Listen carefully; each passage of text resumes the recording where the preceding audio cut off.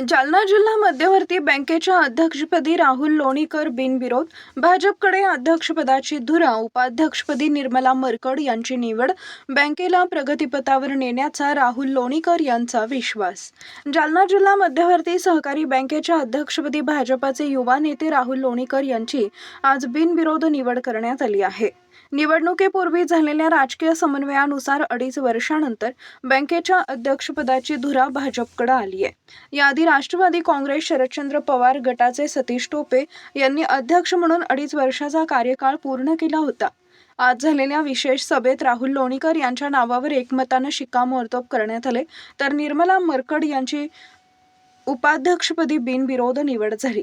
निवडीनंतर बोलताना राहुल लोणीकर यांनी डबघाईला आलेल्या जिल्हा मध्यवर्ती बँकेला आर्थिकदृष्ट्या सक्षम करून शेतकरी, सभासद आणि ग्राहकांचा विश्वास पुन्हा मिळवण्यासाठी प्रामाणिक प्रयत्न करणार असल्याचं सांगितले. या निवडीबद्दल भाजप नेते रावसाहेब दानवे यांनीही राहुल लोणीकर यांचं अभिनंदन करत नव्या नेतृत्वाकडून बँकेच्या सर्वांगीण विकासाची अपेक्षा व्यक्त केली. जालना जिल्हा मध्यवर्ती सहकारी बँकेच्या अध्यक्ष आणि उपाध्यक्ष पदाची निवडणूक होती. गेले अनेक वर्ष ही निवडणूक बिनविरोध पार पाडण्याचं काम आमच्या जिल्ह्यातील सर्व पक्षीय नेत्यांनी पार पाडलेलं आहे आणि बँकेमध्ये कुठल्याही प्रकारचं राजकारण न आणता शेतकऱ्याच्या हिताचे निर्णय आम्ही सतत घेतलेले आहेत. मागची निवडणूकही बिनविरोध झाली होती.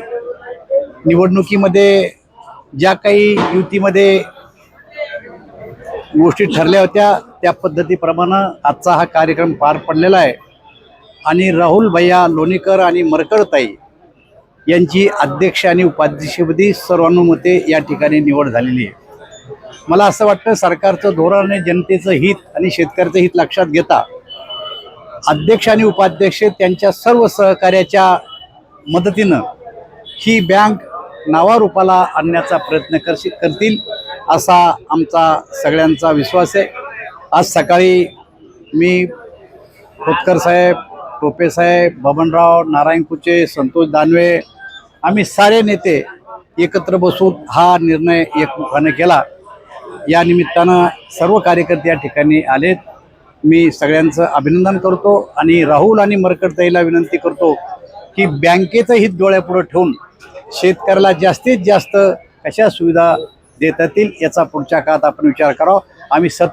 आम्ही आणि आमचं सरकार तुमच्या पाठीशी राहील असं वचन मी आपल्या सगळ्यांच्या समक्ष त्यांना दोघांना देतो.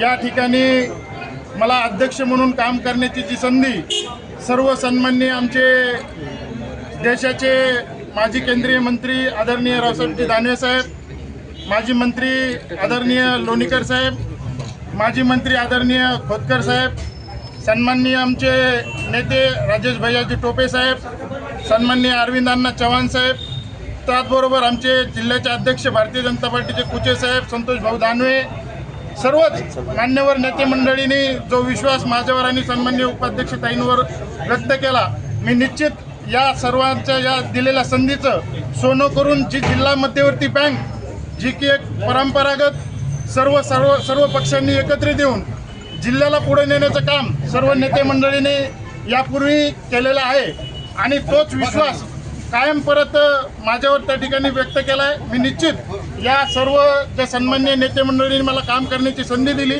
त्यांच्या सर्वांच्या मार्गदर्शनाखाली ही बँक आणखीन प्रगतिशील कशी होईल. थोडक्यात सांगायचं झालं तर जुन्या काळामध्ये ही ICUमध्ये असलेली बँक होती. आत्ता कुठं ती ICUमधून बाहेर पडत आहे, परंतु अद्याप तिचा डिस्चार्ज झालेला नाही. तर या सर्व नेते मंडळीच्या माध्यमातून आहे त्यापेक्षा चांगली प्रगती या बँकेची करण्यासाठी मी निश्चित आगामी काळामध्ये सन्माननीय आमच्या उपाध्यक्षताई आणि सर्व संचालक मंडळांना सोबत घेऊन एकत्रित घेऊन आदरणीय दानवे साहेब, लोणीकर साहेब, टोपे साहेब, खोतकर साहेब, कुचे साहेब, संतोष भाऊ दानवे या सर्वच नेते मंडळीच्या मार्गदर्शनाखाली निश्चित येणाऱ्या काळामध्ये ही बँक आणखीन चांगल्या स्थितीमध्ये नेण्याचं काम आम्ही सर्व संचालक मंडळ मिळून करणार आहोत.